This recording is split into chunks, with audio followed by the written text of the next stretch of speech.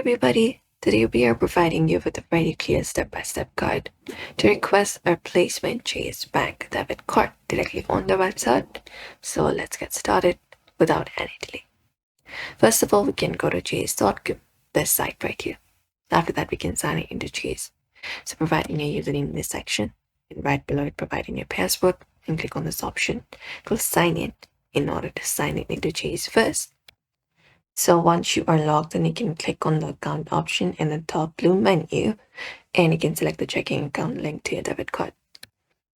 For that, you can click on this more option here.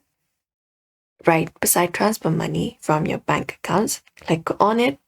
Once you click on it, you should be finding a drop-down menu and many other options including and one of them is account services.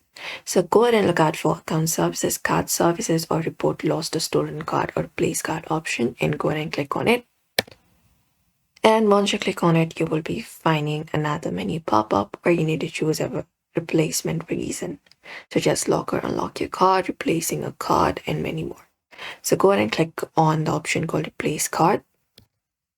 And the next thing you need to do is you need to choose up your lost card, stolen card, or your damaged card, or your expired card.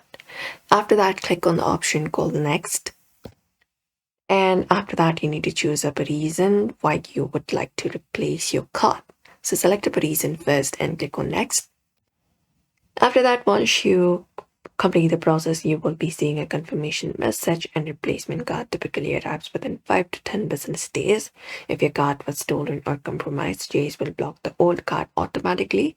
Some accounts allow expedited shipping for faster delivery.